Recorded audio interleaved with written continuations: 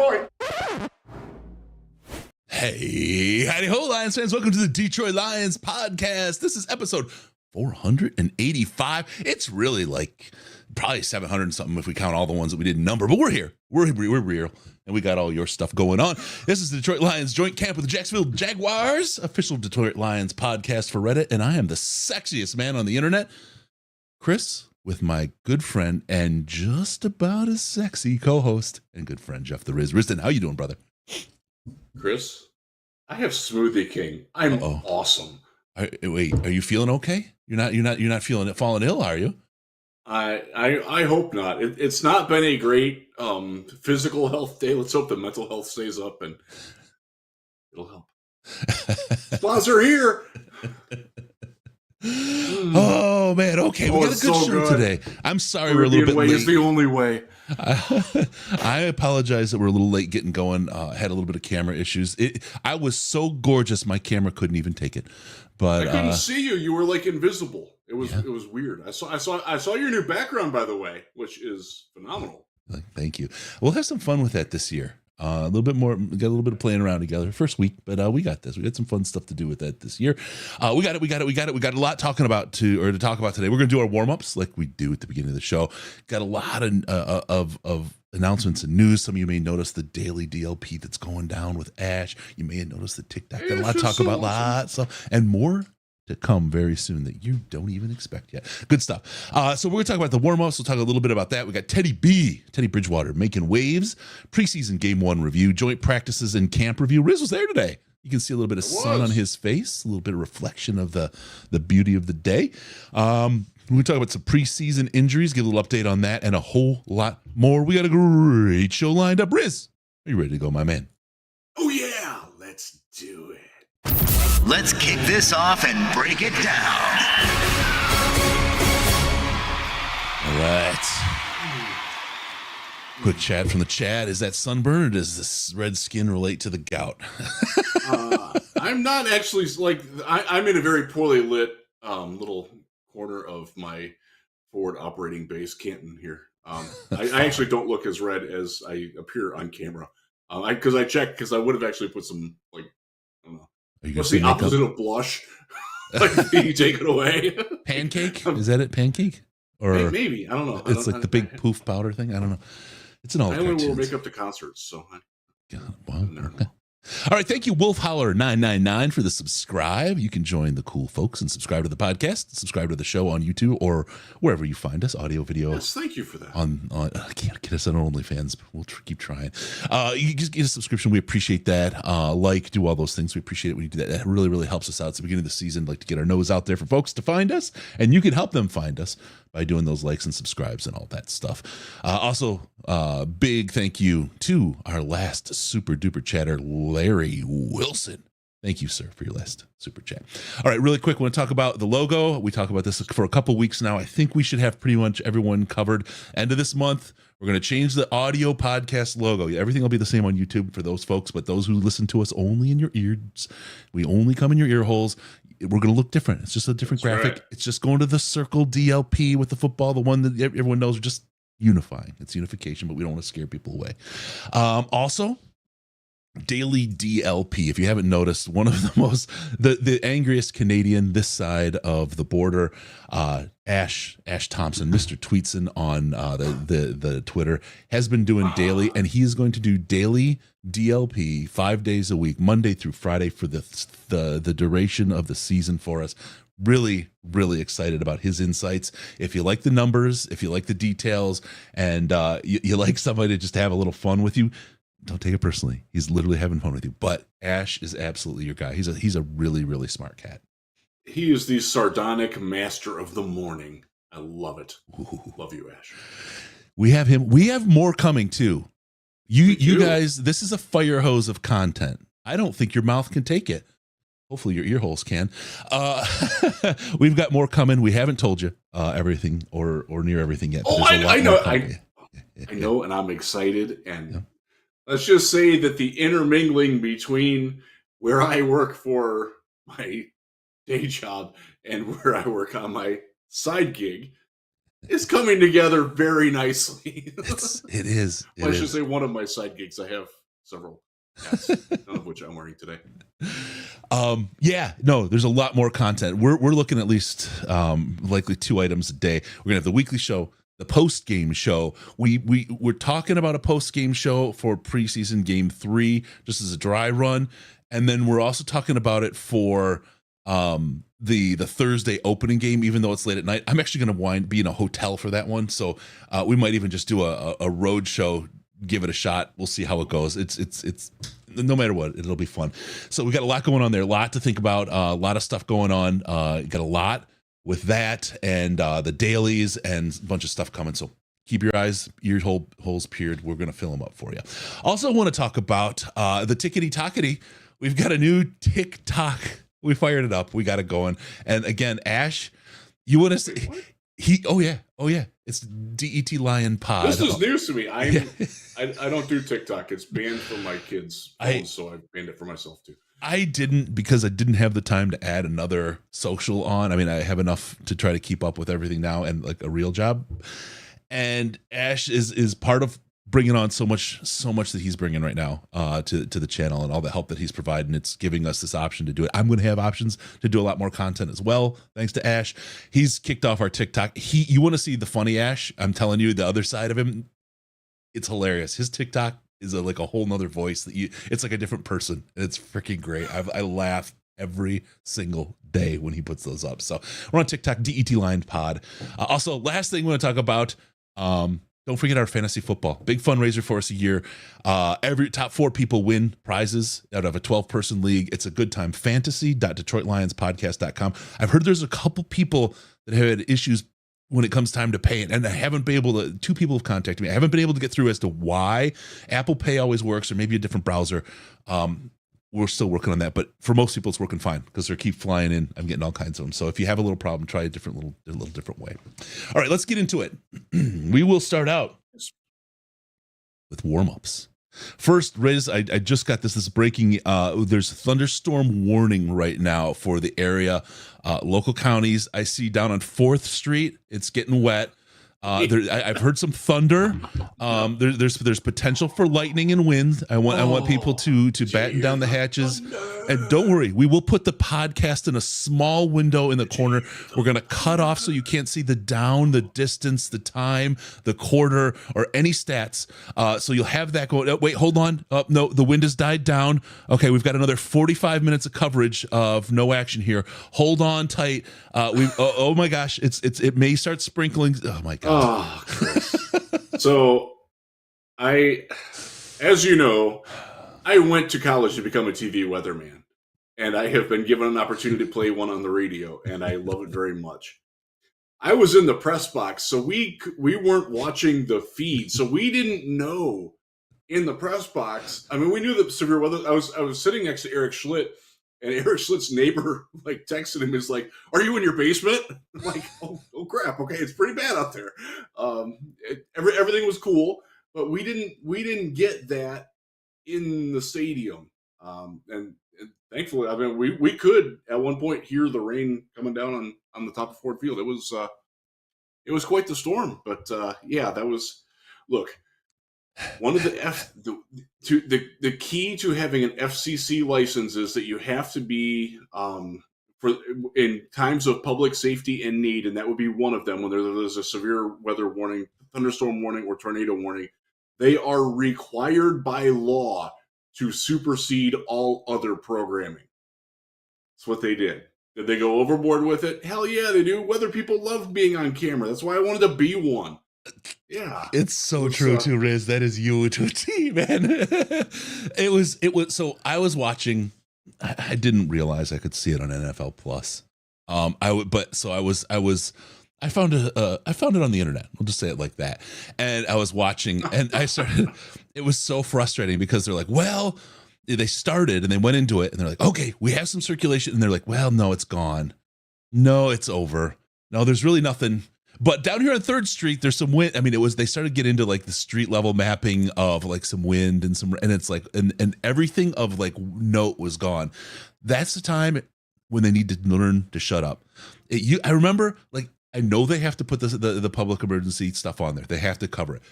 That's where you put it in the small corner of the window. You let the show or whatever, the live event. Look, if it's reruns of General Hospital, yeah, you can cover it up. It's okay.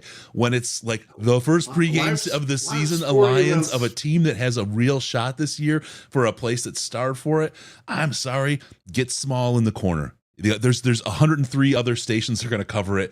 Just get small in the corner and you'll actually do better than they will on the ratings. So I get why they did it. I just think they really mishandled it. And I just don't remember historically it being that silly. Just silly how they overcome. Again, I didn't see it, but I will say I do remember.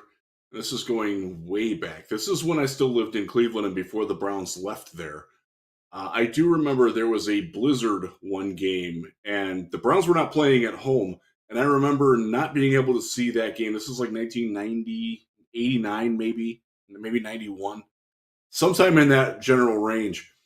And we didn't see like the second half of the game because it was all like blizzard coverage. I'm like, we live in Cleveland. We know it snows. Yeah. Hello. It's the Family Guy. The Family Guy one. It's raining. Hey, as I say every time I do the weather on the radio, Dr. Clifford at Ohio University, the meteorology professor who has since retired, his number one piece of advice: you want to know what the weather is? Open the freaking window. Yeah. Stick your head out. All right, so there you go. Little bit of grumping. End about of weather that. minute. By the way, today, perfect weather. 79, not a cloud in the sky. Moderate humidity, little light breeze. It was perfect. Tomorrow, practice is scheduled to be 10:30 to 12:30. We're supposed to get storms about 12:45 to 1. Hopefully it all ends, but we might wind up getting our media sessions pushed. Stop the dream. The dream is over. You're not the weatherman. We're moving on. Bing bong. Speaking of bing bongs, CJ GJ rolling around on his bike today saying bing bong. He almost hit me. He literally almost hit me on the bike. My guy look, at this point, he doesn't even have to play. He's all personality. But no, he's obviously he's got the dog in him. But the personality that he brings, it is so big. Dare I say, and people, no, I haven't, no one's really talked about this.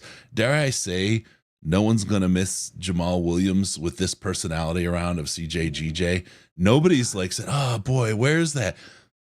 He is there, and he has taken that. He has taken the mantle and run with it, man. This guy is bigger. He is certainly the most. He's certainly the most dominant personality. He's different than Jamal. Jamal was there. Like, he didn't care if anybody was watching him. He was just going to keep dancing. Like, that's just who he is. Yep.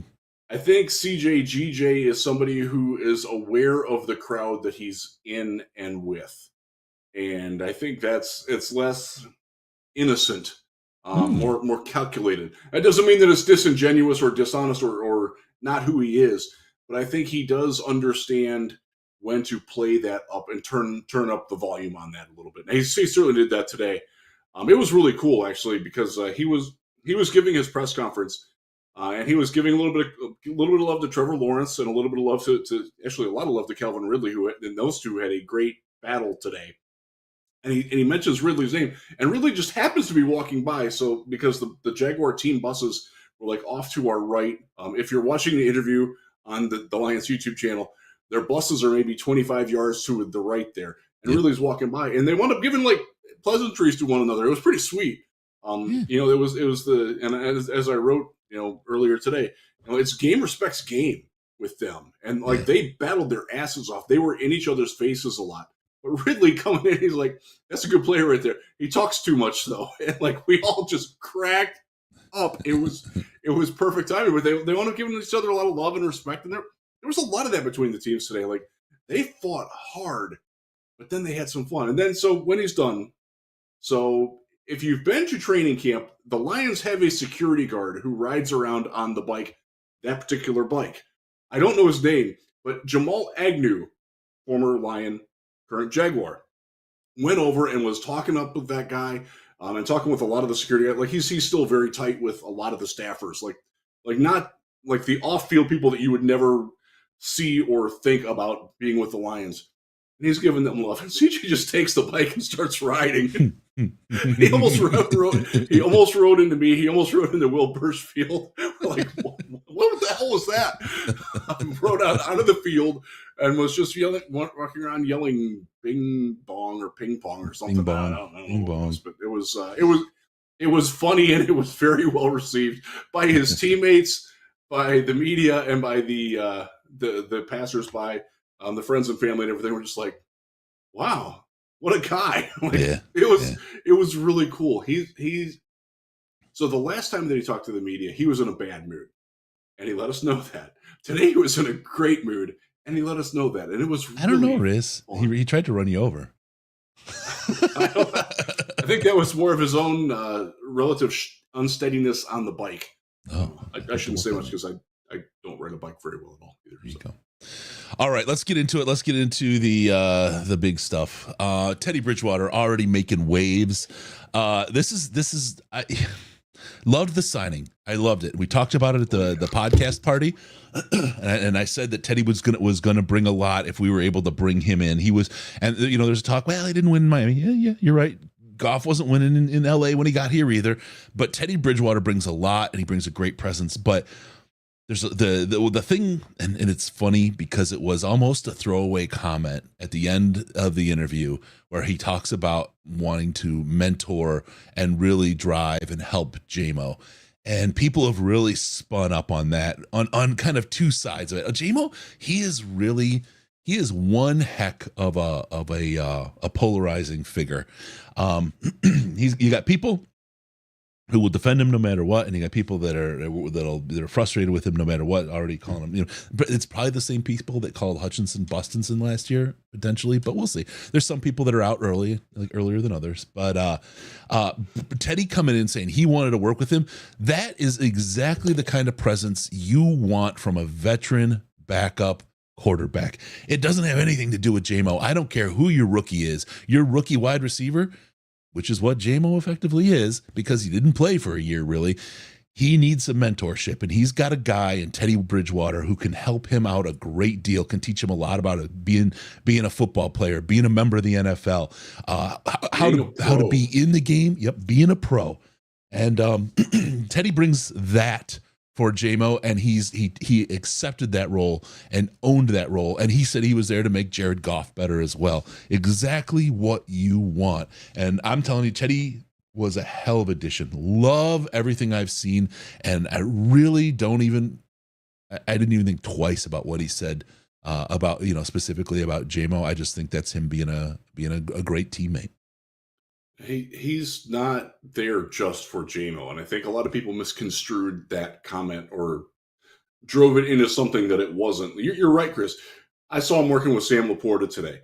I saw him working with Dylan Drummond today. Mm-hmm. Saw him working with David Montgomery today on the side on a thing of like they were talking and it wasn't even a rep that Montgomery was in, but it was a play where Teddy threw a ball, and I don't think Montgomery expected the ball to go where it went in relation to the receiver. And they wanted to clip like little things like that, man. That just, and this is nothing against Nate Sudfeld or David Blau or Tim Boyle or any of the other cavalcade of crap we've had at backup quarterback for the last, 15 years. Like, it's just that attention to detail and that professionalism. It's stark. It really stands out. Even just, today I was not at practice Monday. I made it over today. And like, it's just seeing Teddy operate, like it's one of the things that was telling to me after the game Friday night. We're going to talk a little bit more about the game in a minute here. Mm-hmm. We're in the locker room and Teddy's down there, and Teddy isn't just like being a wallflower. Like, he's standing on one of the benches wearing a very obnoxiously bright graphic white t-shirt with, I don't even know what it was on. It looked like butterflies having sex or something like that. It was weird. But he's like making comments to people. Like, I don't know. You see me dress like I should. Yeah, exactly. Maybe you should get the butterfly shirt, my man. Maybe I should. But anyways, like Maurice Alexander is giving a press conference, and Teddy's like heckling a little bit under his breath and like having fun, and like he already knew everybody. Like, it was weird. Like, this guy, he'd been in practice for 2 days. He hadn't been in a practice yet. He had signed one day earlier. Yep. Was just on the field and the sidelines for that night. And he's like one of the guys, like the leader of the guys already. Like that. That's that you can't fake that. You can't force that. Like that's very organic leadership on his part. I think that's something.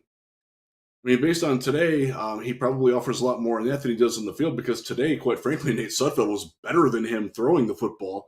But again, it's early in the practice, and quite frankly, if either of them are playing, it's not going to go well for Detroit. Like it's just not. The thing about and Liventai Dore, sorry if I got that mispronounced. The best part about Teddy is that we win regardless of whether or not he takes a snap, and that's it. That is absolutely it. Love it, just absolutely love it. Yeah, butterflies having sex running. Oh my God, Hodges, you're on the numbers here. Do butterflies have sex? I don't even know. I don't think they do. I'd love to be a fly on the wall when Riz takes the Rorschach test. Y'all don't want to be in my head, man. Yeah. I did my undergrad in psych, and Riz is a very special specimen. I'll tell you that. So Teddy, you. Yeah.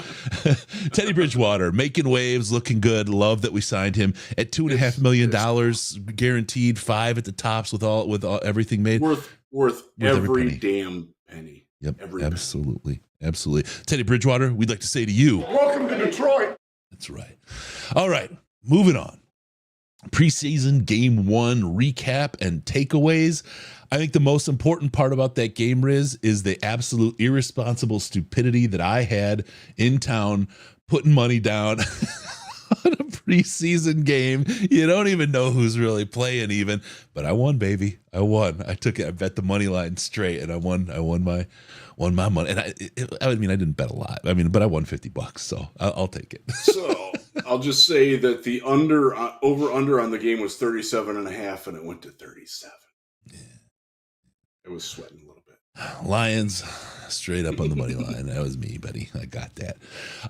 And I was sweating. The first half I was sweating. I was like, what the hell was I doing? Like that's the moment when I realized this was like one of the most irresponsible. It wasn't like I had the house in line or anything, right? It wasn't like financially irresponsible, but this is one of the most more than you can afford to lose, folks. Don't bet more than you can afford to lose. This is one of the most irresponsible bets. Like it was an absolute throwaway. And normally like I'll like throw away $2 or $3 or something on it. And I don't care, right? I don't even follow up if I won or not, unless I'm, whatever. And this was a throwaway. And I'm like, oh man, what was I thinking? Because I put more money on it than I should have, but I won. It was fun. So thanks, DraftKings. So yeah, that was good. It was nice to come away with the win. Lions undefeated, ladies and gentlemen. Now, so far, Chris sweating on a preseason game. You must be a big fan of Martinez. I'm not at all. This game is obviously step 1 on the march to the Super Bowl. This is the first brick in that wall. Because you ain't gonna be here long. This is the indicator. This meant everything about the Lions and what they're going to do this year. This proves they're just going to walk across the NFL. They're going to win every single game and all the way to the Lombardi Trophy. Riz, talk about the weight of this preseason game and what it means to Lions and Lions fans everywhere. I think in all seriousness, I think it showed that our depth is better than the Giants' depth. And the Giants did play more starters longer than the Lions did on both sides of the ball. If you had a coach of the year against coach of the year candidate, I would say our coach would win coach of the year. Just based on. I thought the defense looked good. Even when they got beat a couple times, like I thought the defense played well. I thought you saw some creativity from Aaron Glenn, things that we've seen in camp. Yep. Seeing him experimenting, trying things, that's the time to do it. And I thought we saw a lot of good. Obviously, some not so good. Nate Sudfeld, Jameson Williams, the offensive line, Matt Nelson. Oh my God, Matt Nelson. Oh man. Make it stop. I actually said that to another media member today. I'm like, Matt Nelson, make it stop. Because he played right tackle today and was bad. They moved him from left tackle. Jermaine Ifedi took over at left tackle today. He was You know what? I'll give Jermaine some credit. Jermaine wasn't bad against the Giants, and he wasn't bad today against Jacksonville either. Let me ask. Second team offensive line. So yeah, that's interesting. So Sudfeld, this is interesting because I felt it felt really ugly, right? For the entirety of the time that he was on the field. He hit some good ones along the way, but he did. Man, really bad though. It's the inconsistency, like the trust. How do you trust him, right? And I have a feeling like we've talked about this just after one game and what we've seen so far. You have to say we've got 5 quarterbacks in the roster right now, right? Who are the 3 we carry, right? Who are the 3? And you got to say probably Jared Goff will make it. I would think so, yes. You got to say probably Teddy Bridgewater will make it. And now I would think so, yes. You got to say Hendon Hooker will make it because you can't stash him. You can't. Well, but you can keep him on the NFI list. If you NFI him, that's it.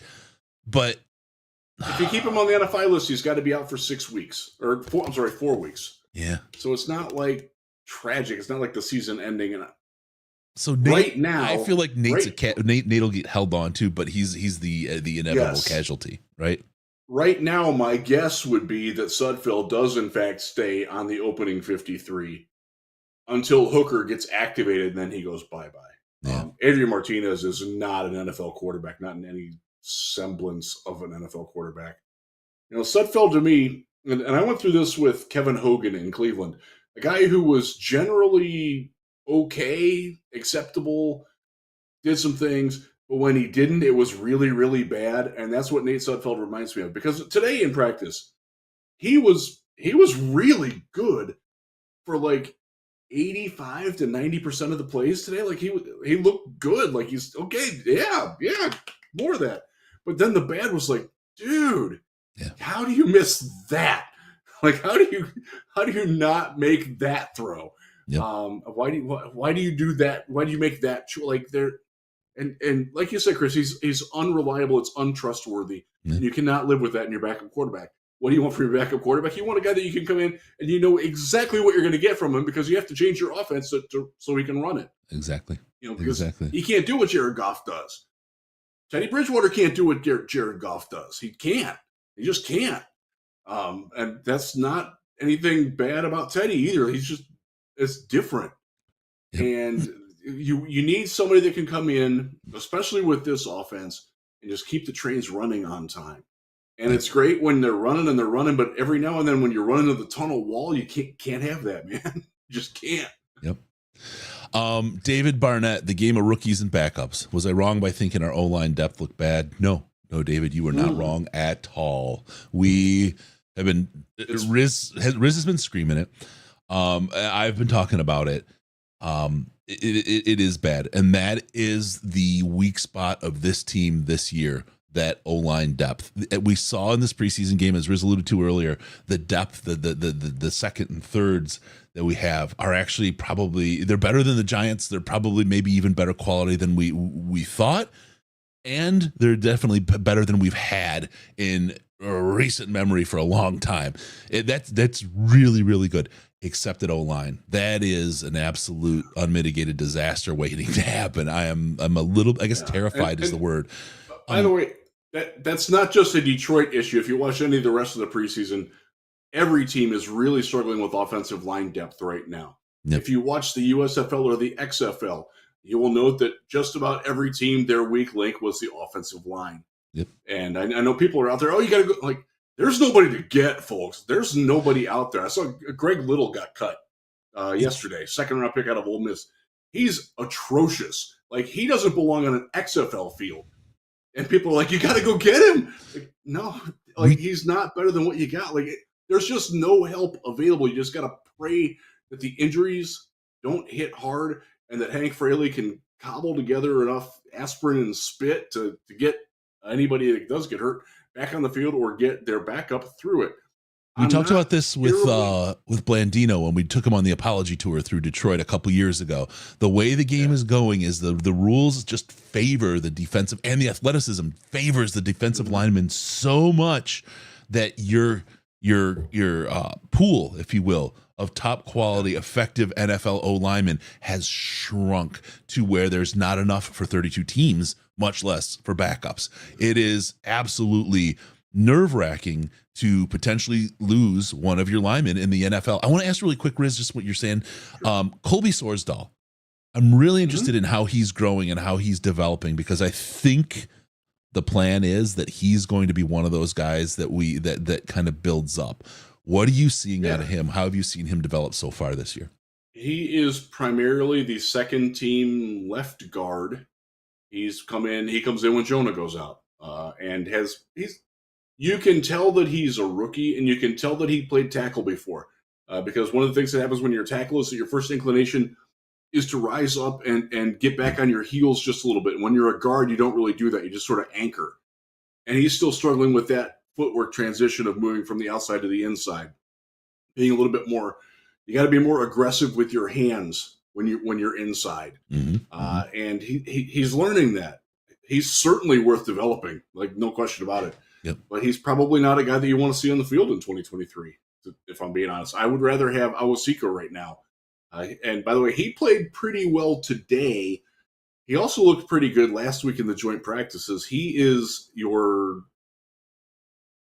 so Graham Glasgow, Halapula Vadi Vaitai they exchanged reps with the first team and second team today. And they split them fairly evenly from what I saw.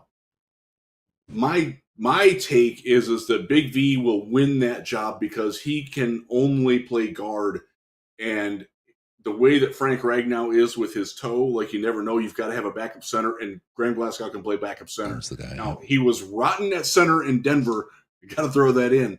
But he looks a lot better now than he did in Denver the last year and a half after post-injury that happened to him. So I think that's what's going to happen. And then Sorsdahl and Awosika are battling for that next spot. I'd say he's got better talent around him if he's playing center as well, which will help. And that's one of the things that is somewhat undersold. The individual capabilities are lifted or diminished by the people they're surrounded with. It's truly the one set of positions that operates as a unit that really does depend on each other to play well. So I think, it's one of those rising tides lift all ships and sinking tides sink all ships. I don't know. I made up the last part, but that's basically how it fits together. And so I think that can really help.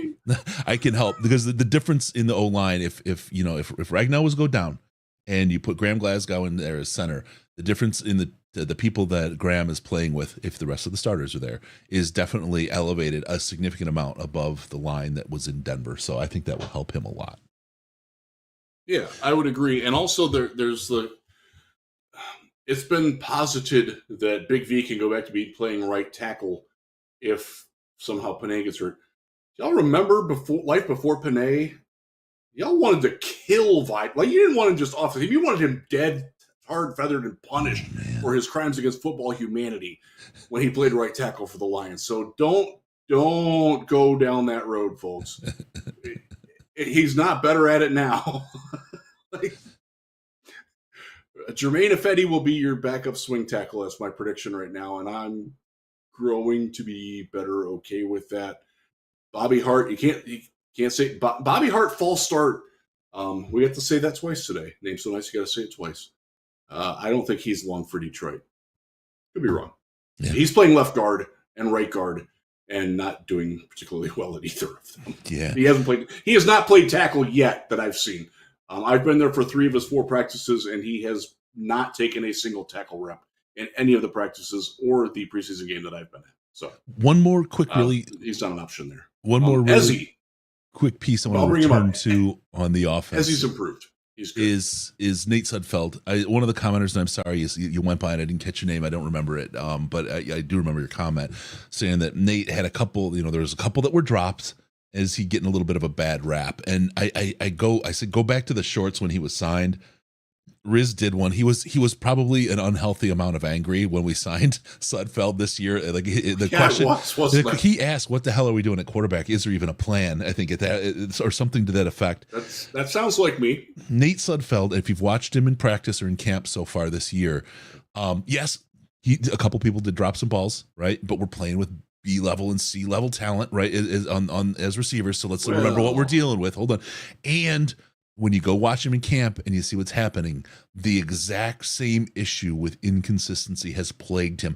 And it's been funny because there's been times where he's had a whole day where he's good and a whole day where he's bad back to back. But generally what at least from what I saw when I was there watching camp, he's up and down in the same day. You just don't know what you're getting from throw to throw to throw. And in the NFL, as an offensive coordinator, as a wide receiver, as anybody that's relying on you as a quarterback, you have to be either consistently bad. Like if you're consistently behind the players can adjust. People can know what's coming.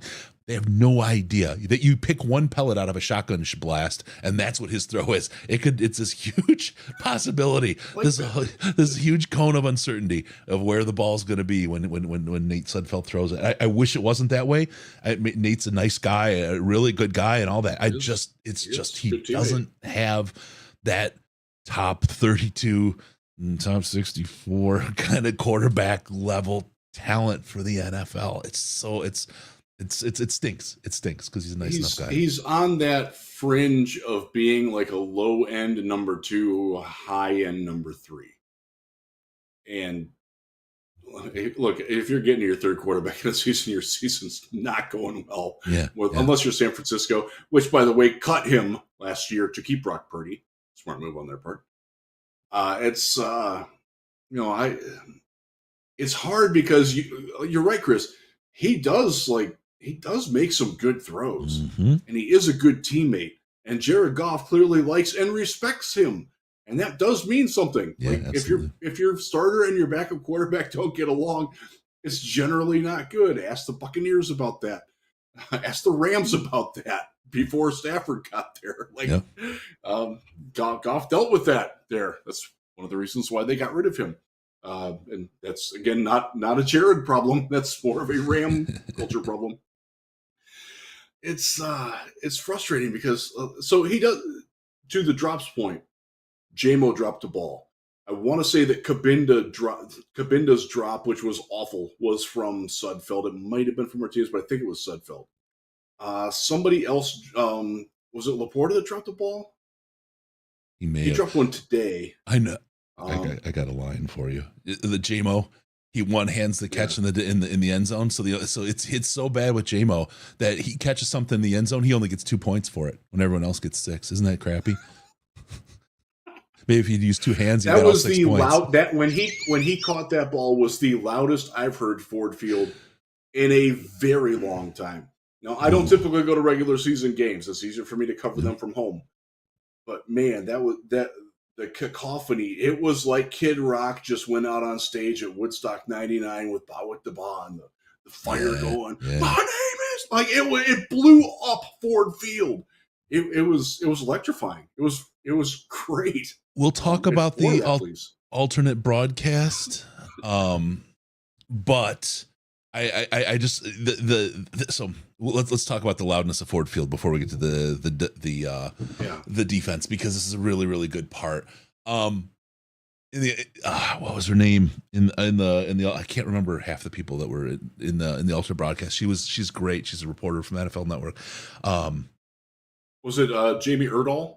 No. Okay. She was there. I'll look. I want to say Dahl. For some reason, I've got Dahl in my head, but that's not it. It's like DAHL. Anyway, and I apologize. Please, somebody hit it in the chat and help me out. She was talking about it, and she said, "Look, she's been there, and she puts on headphones, like noise cancelers or earbuds or even earplugs, because it's so loud. There's no covering on the press box, so you get all the noise out of Ford Field." And they were saying absolutely how Stacey Dales, thank you, Brandon. They were saying how loud it was at Ford Field for this game, and for a preseason game, right? They're like, this could be, and she said, "I'm sorry, Kansas City, I'm sorry, Seattle, this could wind up being the loudest stadium in the NFL this year with this team if they really tear it up like they're supposed to and like people think they will." Absolutely. I mean, and I've been there. We had season tickets way back in the Joey Harrington years, and I mean, think about that, folks. Think about that. Yes, Stacey Dales, thank you everybody for putting that in there. It was. She's good, by the way. She's great. She's really good. She's very good at her job. Yeah. Absolutely. It was so loud back then. I mean, incredible. And this is Joey Harrington years, right? I mean, but there was still a little bit of soul around the Lions before it 0-16. It was crazy loud. I can't even imagine what it's going to be like this year there at Ford Field. And I just, folks, if you're going to these games, even if they're preseason games, just let it loose. Start it now.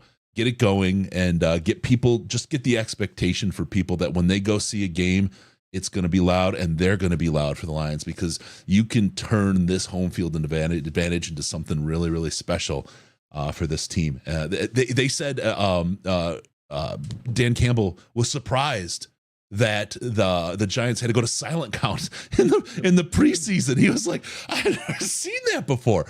Do it, folks. Bring it. Bring everything that you got to these games, because it means a lot. It means a lot. It was very raucous. When Maurice Alexander took the punt back, there was a defensive play where somebody physically separated somebody from the football, and it's blurring. I'm still like visualizing today's practice in my head, so I don't remember when it was, but there was a loud hit that got the crowd like really loud. Like it was pretty sweet, and it was nice to be in a loud Ford Field again. It's been a little while for me, so that was cool.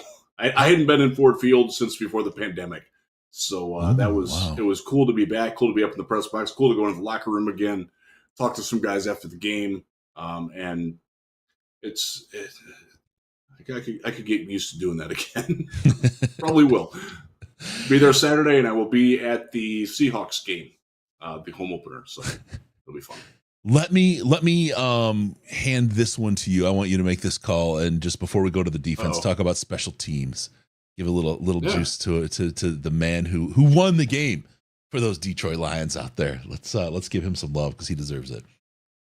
John Parker Romo, or was it Raleigh Patterson? No, that's not what the return. The double spin move. Yes, Maurice Alexander. God, I'm sorry. Technically, Adrian Martinez won the game. But yes, Maurice Alexander's punt return was the catalyst for the Lions' win. They do not win that game without that happening. Yep. They were fairly content to just let things play out, and then that happened. And then they really got fired up and brought it. And the Giants couldn't handle their good time. And I thought that was awesome. That punt return was – so I know the Giants punter well, Jamie Gillen. Scottish Hammer, Cleveland. I actually wear his shirt from time to time. If you're a friend of mine on Facebook, I'm wearing his shirt that he signed for me in my Facebook. Like, he's a great guy. Did some stuff with my hometown, Vermillion, Ohio, and one of the shirt shops there. He's a very inconsistent punter. That one he happened to punt. I want to say it was a 72-yard punt. Probably only needed to go about 55, Hammer, because you all kicked your coverage and y'all paid for it. And that happened to him in Cleveland. That's why he's in New York now, because there were times where he was like, you don't need to kick every ball max distance, dude. And, he unfortunately I'm going to give a lot of credit to two guys. Daniel Helm threw a kick-ass block in the middle of the field.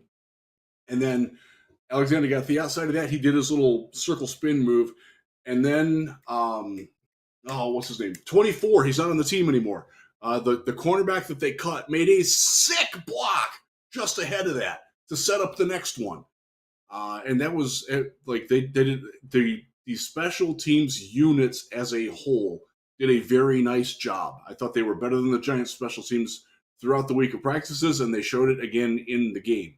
And that was cool. Tay Hayes, that's who it was. It came to me. Yep. They played well. I was somewhat surprised that they let him go, because he had some moments in practices and he played well in the game.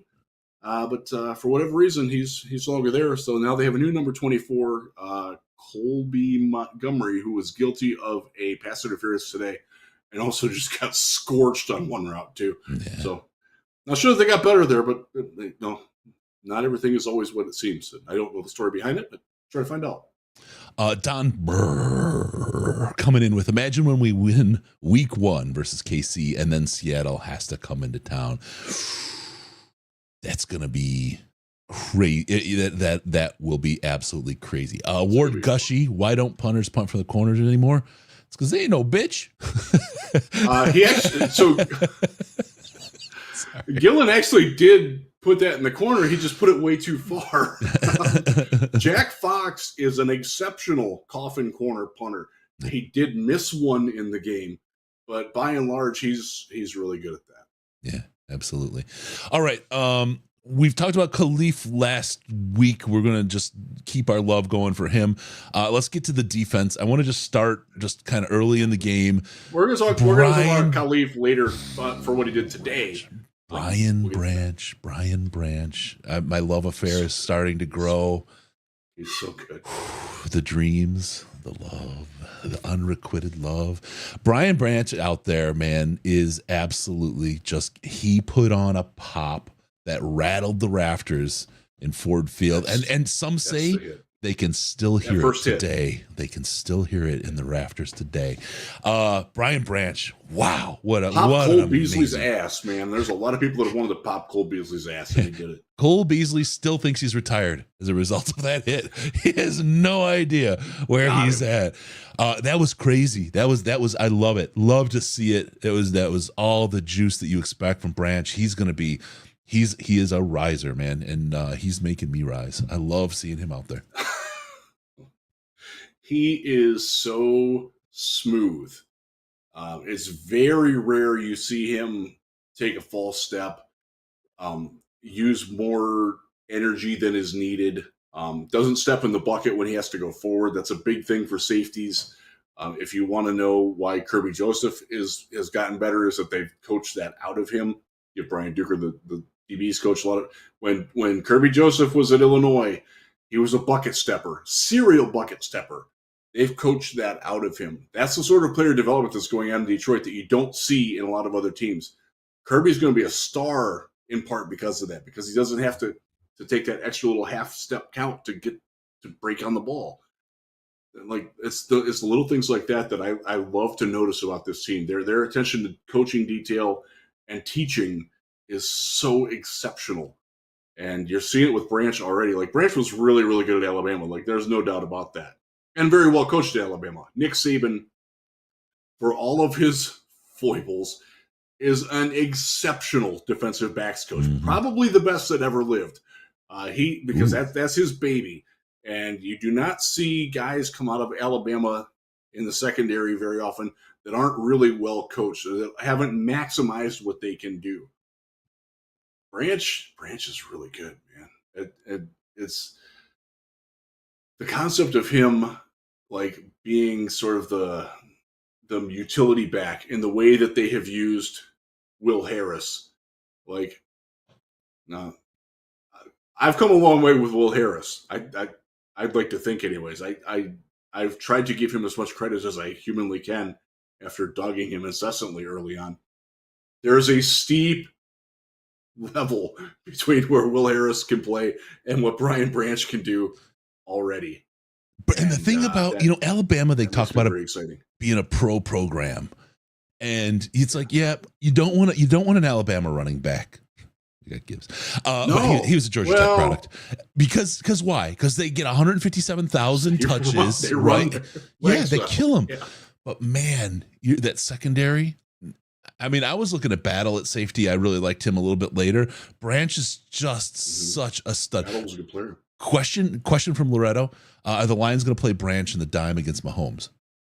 I think they are. I think we see Branch on the field because I think what the Lions are going to do are going to switch things up a little bit in the defense, because one of the things they got burnt with last year is they wouldn't change and they would get caught doing the same thing. And I think they're going to evolve the defense over the game and play differently.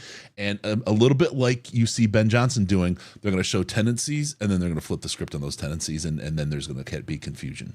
I think against that team specifically, you're going to see a lot of 5-1-5 defense, which is crazy because the linebackers are like the most improved unit on the team. No question about that. Like none. They are clearly the most improved player, and that includes the secondary, and the secondary is getting a lot better too. I think you're going to see it's probably going to be Anzalone, just because I don't think that they want to have both Campbell and Branch out there in such high pressure positions in their first game. Yep. But you're going to see Branch playing a lot of that.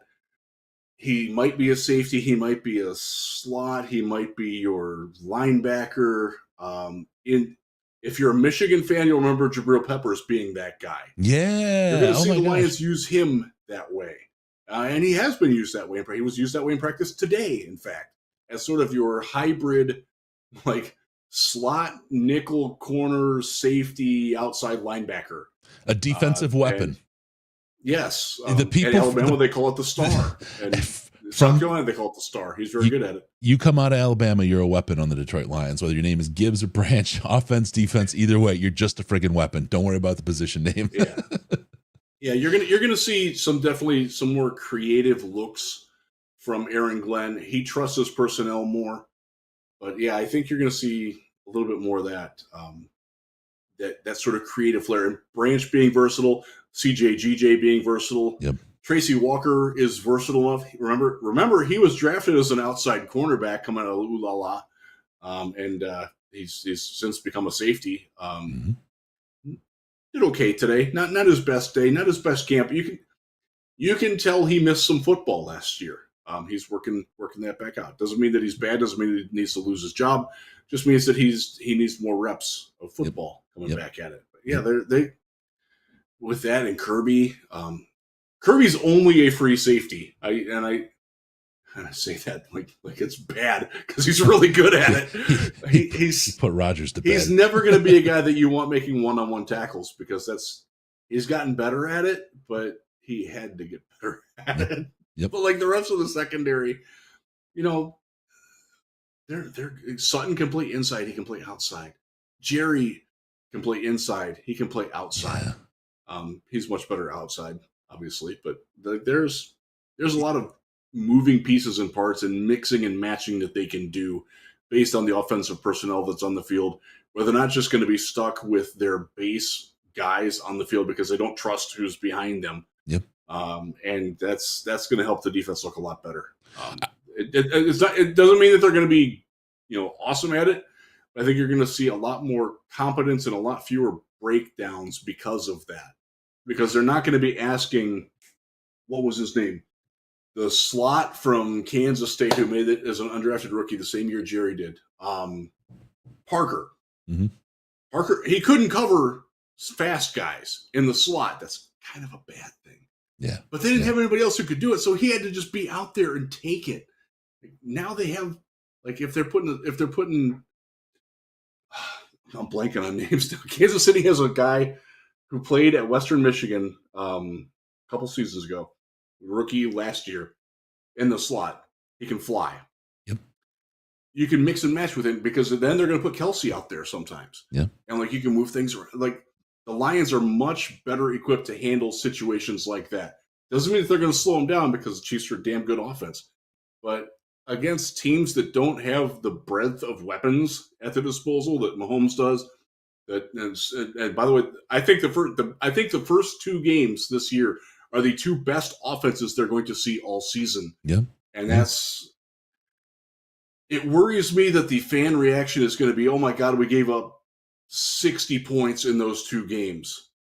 And we might not give up 60 in the next 4 after that. Yeah. Combined. Well, here, Ash made a great point, and Adam Levere brings it up. And it's Daily DLP. Don't miss the Daily DLP. Daily podcast with great information from Ash. You're going to love it. Just like he was saying, if we can stop the run in the nickel package, we're going to be deadly.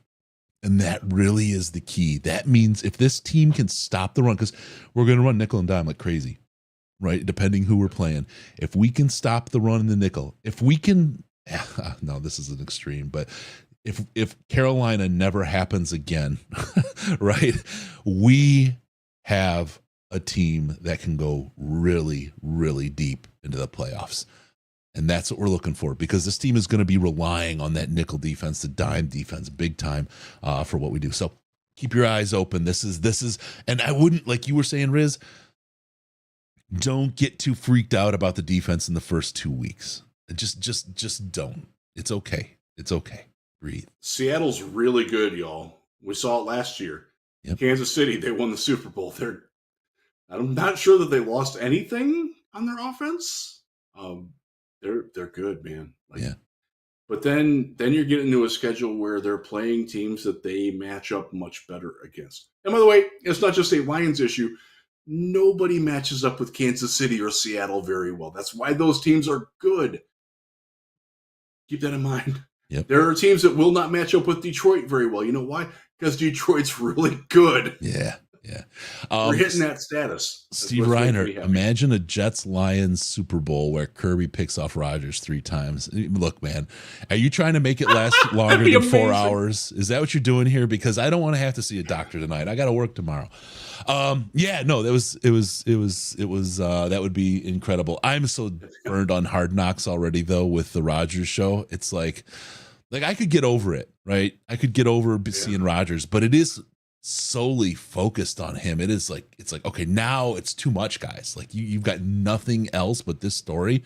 Stop. There's a lot of good, like the Jets are an interesting team. I think they're going to be good.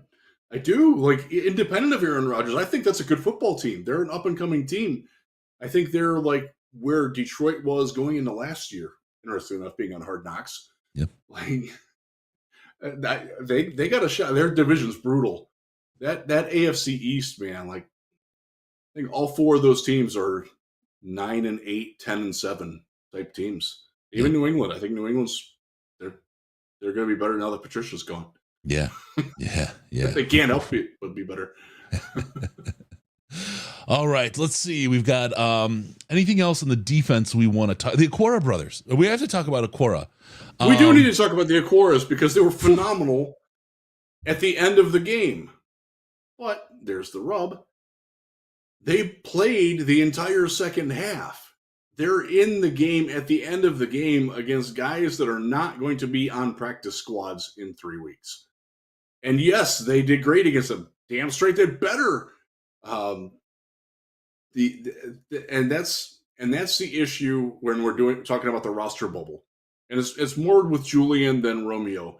I think Romeo does enough things well that he's probably going to be safe. Julian has to get those sacks against the Giants because he is right now, that's why he's playing at the end of the game, literally dead last on the depth chart as your pass rushing edge. And he's probably the best last pass rusher in the league, which means that maybe you can flip him for a trade. I don't know if those conversations are going on. I would assume that Brad, being a responsible GM, is at least putting feelers out there like, hey, I might have to cut Julian Okwara. Yeah, you got the deal that I got for Mims for him, something like that. Yep. That's certainly feasible. And really quick. It was. Yeah, go ahead. Sorry, I want to just go through the PFF defense grades for this game because Campbell was awesome. I think it's fun. I think it's fun and it's interesting and it gives you something, right? They have their methodology, and they try to make the subjective objective, and it is what it is. Sometimes it works well, other times it doesn't, but it at least gives you something to kind of align these things up, just knowing that it's a methodology that's probably a little bit flawed, but there's not a whole lot better out there at this point, publicly available or subscriptionally available. So I'm just going to walk through. Number 1 defensive overall grade for the Detroit Lions was 1, Jack Campbell. Jack Campbell rolls up and hits the number. Now, if you have your first round defensive pick that you got at 18, who's going to be potentially consistently number 1 as your defensive graded player, I'm down with that. I'm absolutely down with that. Now, I'll just tell you this much. Hutchinson, no show. Is he even on the team? What's going on? No, he didn't play. All right, so then we go on. Here's one that I love. I absolutely love this. Number 2 ranked on the defense. Do you know who it is, Riz? Was it Branch? 1, Levi Onwuzurike. Oh, yeah, Levi was good. He was good out there. Levi was good. You know what? And I will look. It's not the season. We're playing against 2s and 3s. But I will be the first to eat my hat on Levi's ability to come back. And we've said it when we said we didn't think he could come back. When we said we thought it was over, we said, God, we hope we're wrong. We hope we're wrong. And Levi's coming out this year, and he's doing what we talked about, right? Early on, he got bent backwards. Aaron Glenn talked about it, and he survived, right? That was great news. But he wasn't playing well. And it's like, okay, well, that's your data point. But what you want to see now is improvement because he hasn't played football in a long time, right? You just need to see the trajectory, and we're seeing that from Levi, and this gives me so much hope for him as a man, right? I just love the idea of what a redemption story, what a comeback story. So Levi, one game in, first preseason game, there's a lot of football left, there's a lot still to come, but he rolls in number 2 defensive grade from PFF. So Levi, no matter what happens from here, congratulations, man. You fucking earned it. You earned that grade, and you did a great job out there. So good on you, man. Good on you. Love that. And it was fun. So during the game, he didn't stand out watching from the press box. And it wasn't really that we were focusing on that. In the rewatch, I did focus on him a little bit, and he was good. Yeah. He did things that we haven't seen him consistently do in practice. He won the initial battle of leverage, and that's not something that he's done very well. Now, again, he's playing at the end of the game. He's playing third team defensive end tackle, and today he was with the fours some, and you know, he's got work to do to make the team, but he's putting in that work, and you see that the work is paying off, and that's very rewarding to see a player who has gone through so much. It would have been so easy for him to quit. Yeah. And so easy for him to take an injury settlement and say, you know what, I just can't do this. My body just isn't built for football. And he was told that. We've said that. We got that information from people in the Lions organization who thought that his body just isn't built for football. He's proving a whole lot of people wrong, and that's freaking awesome. Good on him. He's got to keep doing it. Yep. So right now, if I were doing a 53-man roster projection, he's still not on the team. He's got work to do, but he's doing it, and he's doing it well, and that is incredibly rewarding. He's got the right trajectory right now. He's got the right trajectory. That's huge.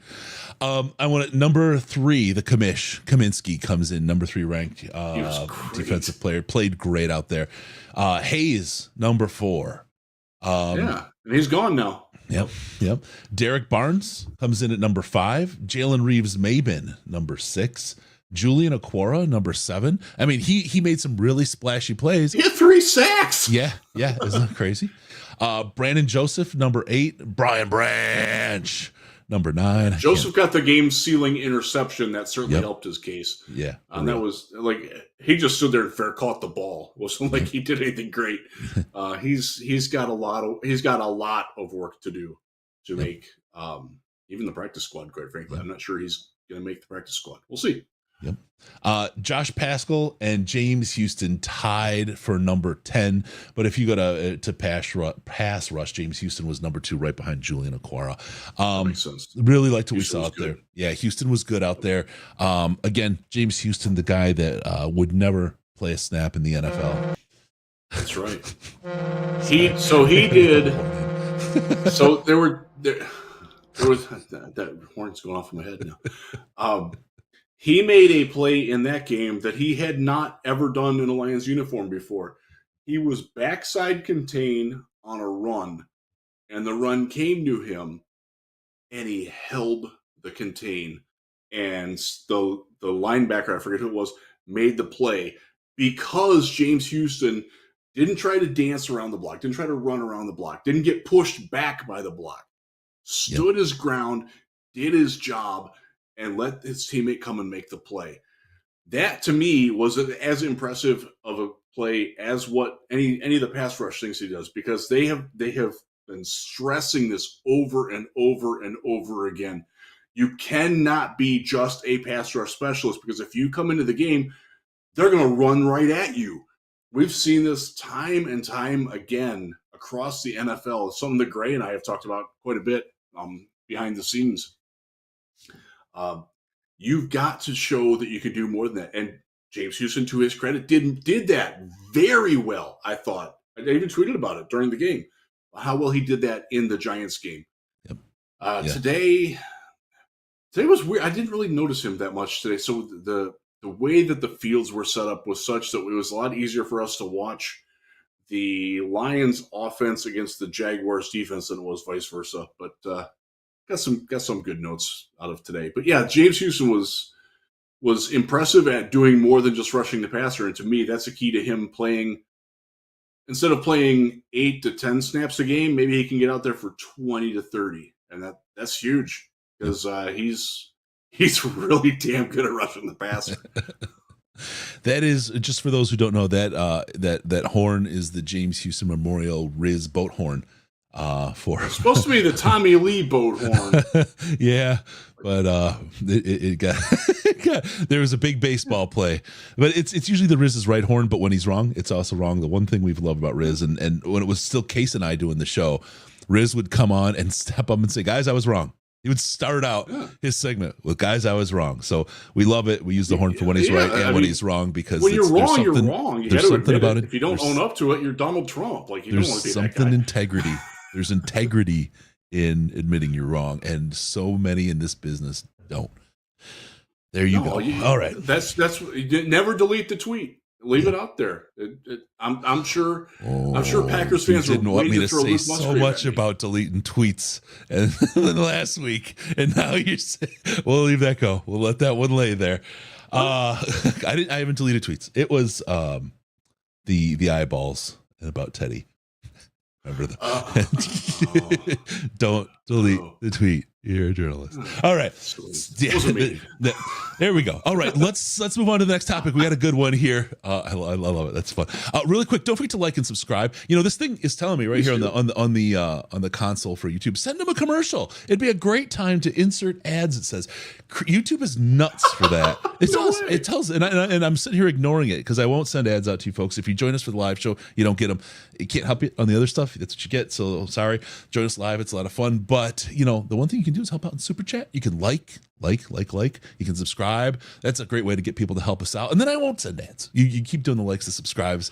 I'm not threatening. I can't threaten people. But it helps us out a lot. And especially at this time of year when we're trying to help other people show what we do on such a great season coming up. We got your Detroit Lions coverage. That like is free. That subscribe is free. And when you do it, helps other people see us as well. Helps the whole algorithm thing. All right. Let's get into it. We need the Shingles Doesn't Care ad, Chris, because I love that ad. My family right now is just going around praying, Shingles doesn't care. Well, here's some hard to swallow pills. Shingles doesn't care. All right. Shingles doesn't care. I should learn the name of that drug. Nah. Quote it all the time now. No, don't learn it. All right, let's get into the next one right here. We have the first preseason games alternate broadcast. We alluded to it a little bit earlier, but holy cow, what a great production. First off, I want to give a big shout out to Peter Schrager, for just what he does normally, right? There's something about him. I had a friend, and he's not with us anymore. He had pancreatic cancer, which is one of the reasons why I'm just so into the St. Jude thing. We lost him, but there was something about him that was intoxicating. He had a wonder about the world. Everything that happened around him, it was just like this joy of the experiencing of the world. And that's what I feel like with Peter Schrager. He just loves watching when things happen. He's like, wow, did you see? I mean, he just enjoys it. It's a contagious vibe of joy and experiential kind of stuff. Love Peter Schrager. I love what he does. I just want to, the whole alternate broadcast that he did was spectacular. He's a great selection for that. Great job, Schrags. Great job. I absolutely loved what he put together and what the whole team put together. It was really cool. Beyond that, then the guests. My God, we opened with Brad Holmes. Just a cavalcade of stars. It was yeah, and it was like infectious from top to bottom. And Darren McCarty, right? Infectious, his joy and like his ability to kind of talk between football and bring it back and the lean years and into hockey and then back and understanding and really, I mean, he's buying into the fun, right? To be able to sit there and enjoy it, it's contagious, it's infectious. Big shouts to your hero and my hero both, right? We both owned a jersey back when nobody owned jerseys. Jerseys were like they were just not a thing yet, right? The Chris Spielman jersey I wish I still had it, but Chris Spielman, you talk about infectious, man. His love for the game, his delivery, his excitement, incredible, just absolutely incredible, man. He bleeds Honolulu blue. Yeah, and he didn't have to be that guy, but he chose to be that guy. He can't help it. He's incredible. It's so cool just seeing him around, like being involved. With his little divot thing, he did that again today. Like he's always looking to help somebody somewhere in the Lions organization. That earnestness with which he goes about it is really refreshing, because there are guys that try to look like that and they know that they're being watched to do that. Yep. And it's not authentic. That's not Spielman. That's not really anybody on the Lions like that. That's the authenticity of this leadership is incredible. And, authenticity. Yep. And again, Spielman out there filling the divots just tells you. And look, if you haven't heard our training camp party broadcast, please go watch it. Dan Miller tells a great story about Chris Spielman. And actually, Dan and I had a really good moment. I've never felt like such a pro. Dan is like, it's like when you're the backup center or guard playing on a top tier offensive line. He just makes you look and feel so much better at what you do, right? But God, I've never felt like such a pro. Other than when he was talking, told his Spielman story and handed it off, and I started talking about it, was like, oh man, this is it. Like this is it was really that whole period about him and what with the story and then what we talk about is so just. It is so lined up in such the on point about what Chris Spielman is as a person, what he means to this team, and how he operates, how he lives his life. It's really, really well done. Dan Miller is a special guy, and the story he shared was very much a kind of window into the soul of Chris Spielman. Can I tell you a quick Dan story? Yeah. So Dan is at camp today, and I'm standing with him and Michael here, and we're talking before practice starts. And a kid comes up and asks Dan to sign his hat.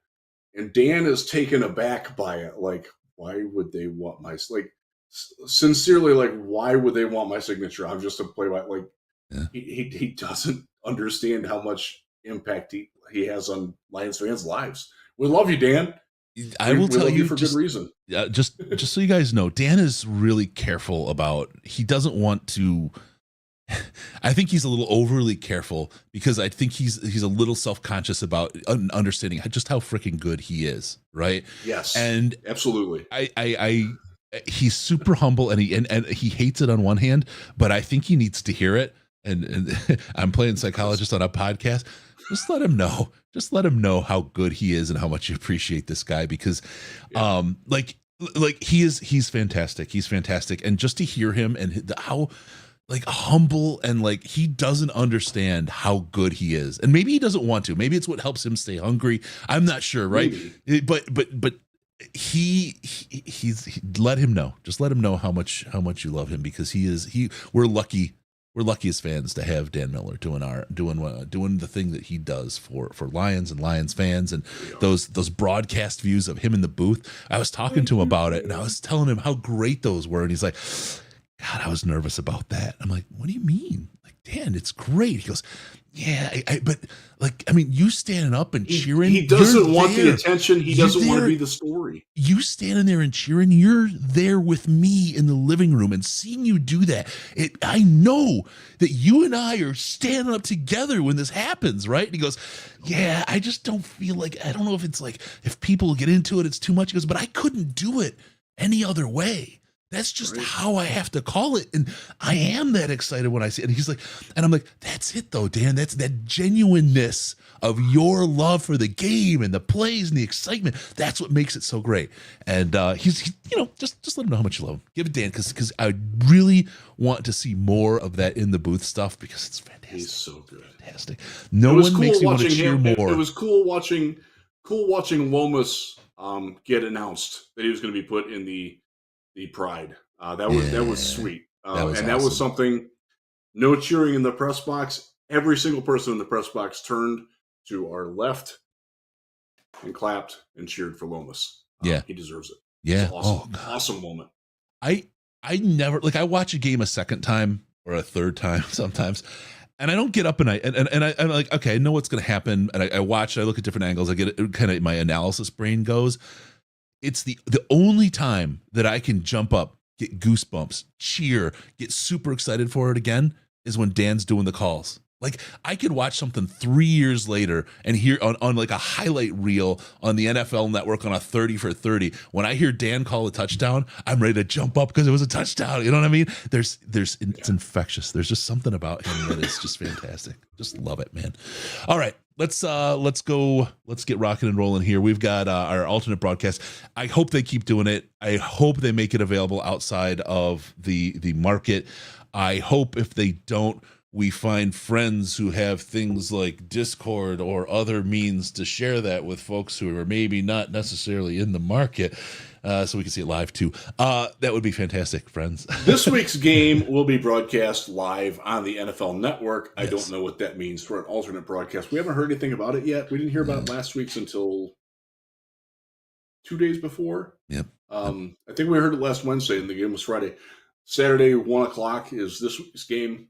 You'll probably hear stuff tomorrow if anything comes out. I don't know if they're doing anything or not. Yeah. All right, let's go. Alternate broadcast, love it. It was well done. Again, Lions, Eamon and communications team and social media team, fantastic. Some of the absolute best in the business, deserved their awards. They cleaned up this year in Emmys, and they deserved everyone and likely more.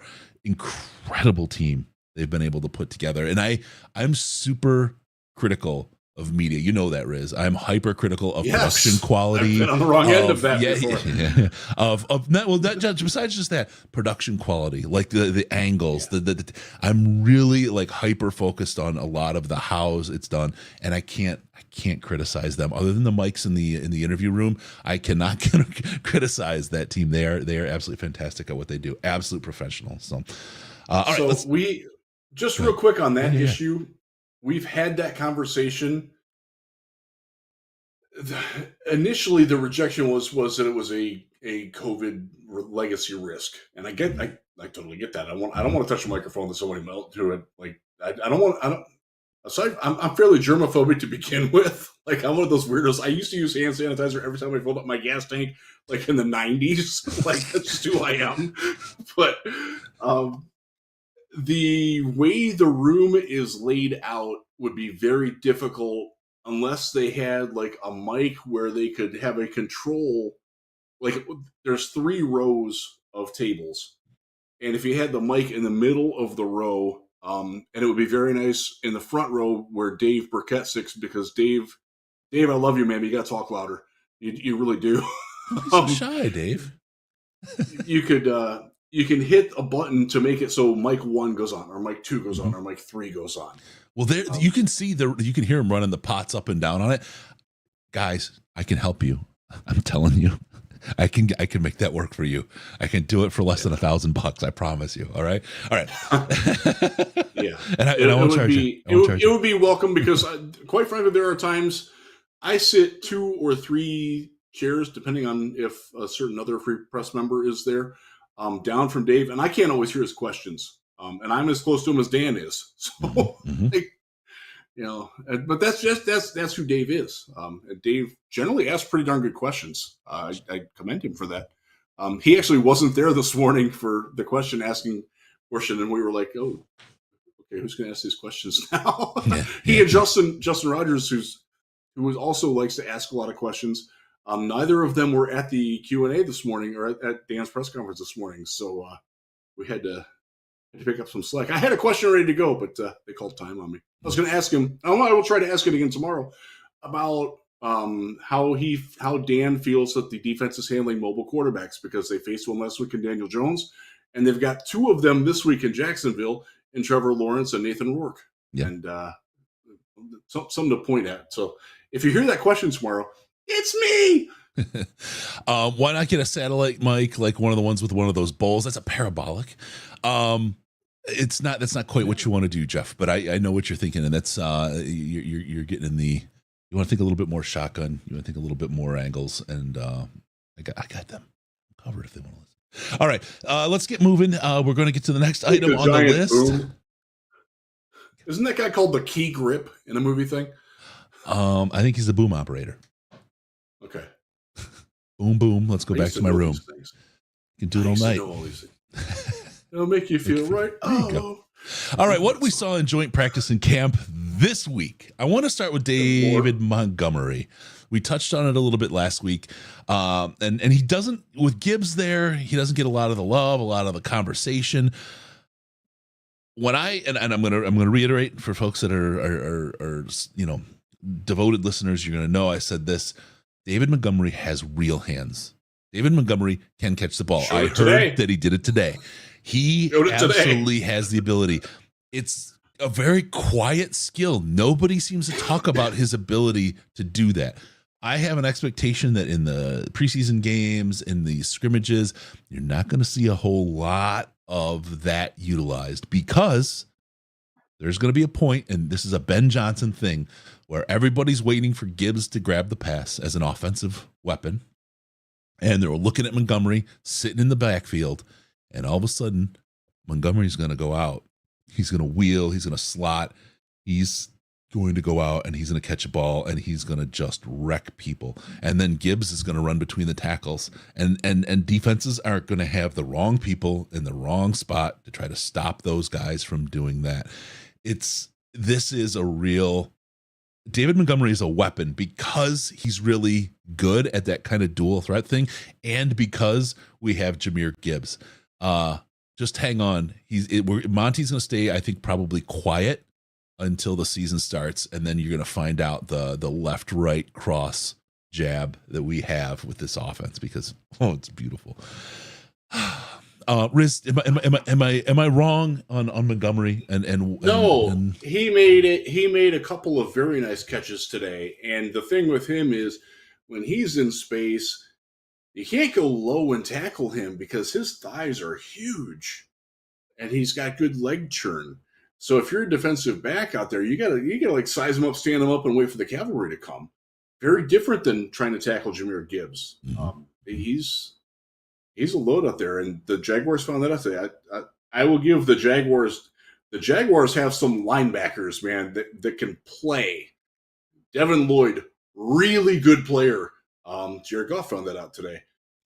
They got some guys in that second level of the defense that can really ball. And David Montgomery flaring out, and there was another one where he actually ran a route. So it wasn't really a wheel route, but it also wasn't one, if that makes any sense. He was good. No question he can catch the ball out of the backfield. And we'll be called upon to do that as well. It's not something that gets advertised a lot because he tends to be pretty good in the B. He's a great B gap runner. That's where he excels at his best. But he can do things outside too. He can certainly catch the ball. I'd love to hear that. All right. What else, Riz, and especially today in the practice with the Jags, what did you see that really jumped out? You had some great shorts that you delivered today. Yeah. We'll get to injury updates in a little bit, but what did you see in the play on the field out there? What we know is that the two teams gave it to each other really well. They gave what they got good as they got what they gave. You know, it was a case of watching two good football teams go at it. And the Jaguars certainly had some wins. The Lions certainly had some wins. And it was both offenses and defenses for both teams that stood out. I think first team, in general, I think the Jaguars offense probably got the split decision over the Lions to go into boxing, or do they? I don't even know. I don't watch MMA. Boxing, anyways, they used to do split decisions. Yeah. And I would give that to the Jaguars. But I would also give the Lions offense a split decision over the Jaguars defense with the ones. And again, you can point to examples of plays on both sides of those where like, well, they did this really well. Or there was a play, Calvin Ridley looked great. There was a play where Jerry was on him at the line, and they flared a running back out, and Jerry stayed with the running back, and CJGJ did not get over the top, and Trevor Lawrence threw a freaking dime. It was gorgeous. Ridley caught it, scored a touchdown, let CJGJ know about it. Like that was probably the play of the day. Like it was sweet. But then you get like CJGJ, he knocked the ball out of somebody. There was another one where he physically separated a player from the ball. Like there's enough examples on both sides that it was fun. It was good. It was good football. I enjoyed that. Like I think Jacksonville's going to win the AFC South. I think that's a good football team. And interesting. In general, I think because we kicked their ass so badly last year, Lions fans don't perceive them to be as good as they are. That team won a playoff game last year. Down 21-0, they won a playoff game last year. They're good, and they got better. They might have gotten quite a bit better on the offensive side of the ball. So don't sleep on them at your peril, man. That's a good football team. And if the Lions are, toe to toe with them, I'm good with that. Yeah. Like that's the kind of team I want to be regarded as. And toe to toe at vanilla time, right? And this is something I think people need to keep in mind, even with the preseason. Vanilla time. We're doing vanilla offense. We're doing vanilla defense. I think people have a little bit of show it to me on the defense, Aaron Glenn. I don't think the confidence is there, but you're not seeing what Ben Johnson has. He can do it. He keeps him guessing. He's an evil genius kind of mind. So they did pull a little bit out today. Yeah, well, but they didn't pull it. They didn't put it in. That's what I'm saying. No, they did. They Ben ran Johnson, a couple today. Ben Johnson is going to put the full Johnson in there, and the Juice Crew. He's gonna. You're gonna see. So playing vanilla, you're seeing the players and you're seeing the talent out there. What's going to happen is now when we get to the season, you're going to see the playbook as this talent comes together, as they start to gel and find their stride, and you get the ones that are working together, and it's less a mix and match of the players out there to test them out. When you get those top guys out there, and then you pull out the playbook and do it for real, you're going to have the talent. The talent's going to elevate because it is all those number ones, but it's also the juice that sits in that playbook and the juice that sits in that coaching staff and those game plans that you're going to see play themselves out. And that's where it's great to see even talent with a team that's as good as the Jags right now, because when you get to that X factor piece, that's where the magic's going to happen. Oh, I can't wait for football, Riz. I can't believe I went out of town for the first freaking game. Do you know? Sometimes day jobs suck. Mine's pretty good, though. Yeah, I like mine a lot. But, man, sometimes it gets in the way of my night job. Oh, well. All right. So what else, Riz? What else we got out there from the practices? So Jack Campbell was really good today. He made my notes. Check him out at lionswire.com, please. Thank you. He was very good. He was probably the Lions' best defensive player today. And it was scary. So we're going to get to the rest of the injuries in a little bit. There was a rep where he went down, and it looked like he was grabbing like lower right side.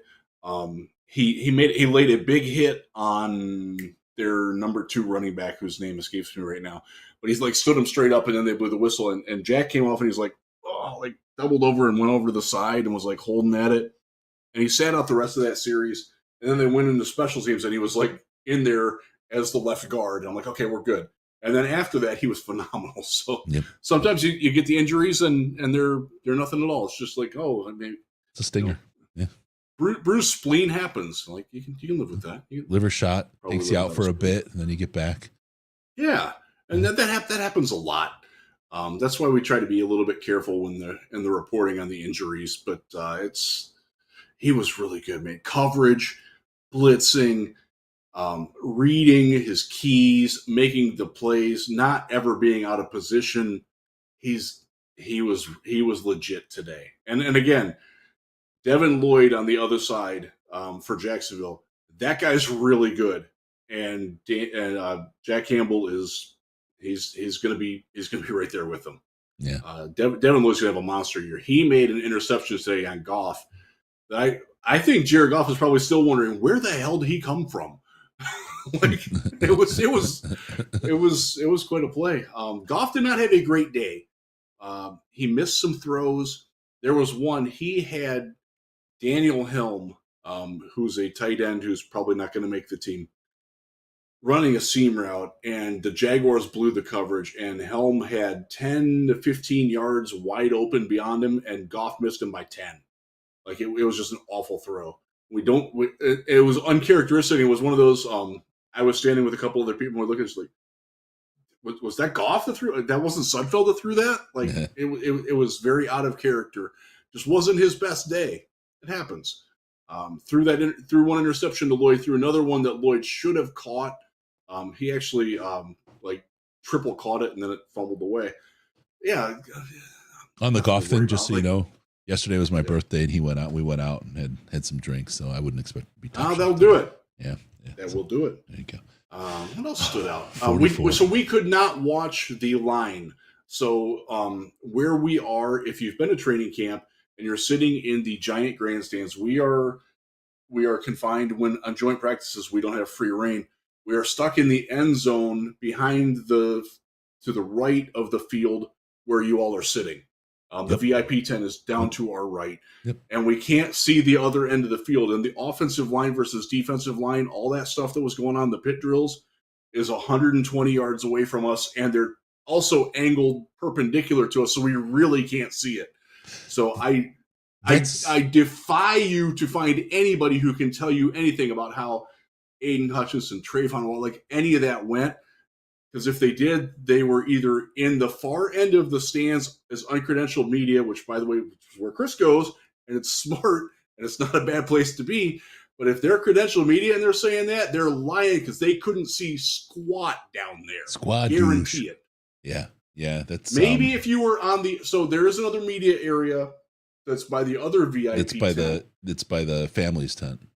Yeah, by the friends and families tent. But then you're looking across one field, through all the people that are standing on the sidelines for the other drill, and then they're still back behind that end zone on the other side. I mean, if you can make out what's happening through that, God bless you. That worked great though for the Giants and Lions, because we were opposite sides. You were in that one, and I seeing all the defensive work, and I was on the other side seeing all the offensive work. It worked out perfect for us for covering what was going on. Now, though, you're saying that the VIP tent where you were at was down to the right, so that you weren't in the infamous Michael Rothstein stands with the spraying sun cream when he got blasted with the kick, right? That's still one of the greatest moments ever. That was incredible. Hit by the ball, right? Oh God, Prater nailed him. And Prater knew it. Yep. That was great. That's nothing but love for you, Mike. I if you don't know, Mike Rothstein, now with ESPN in Atlanta, was the sloucher, and I now sit in his seat in the media room, and I never slouch. Yeah, I was going to say you're be erect. Yeah, let me get erect now. There we go. You might want to adjust your camera. Now that you're erect, the view's a little disturbing. All right, let's get on. Let's get on to a little bit more of a somber topic and talk about the preseason injury reports. There's two that you talked about today. Two key players, one of which we're not expecting for 6 weeks anyway.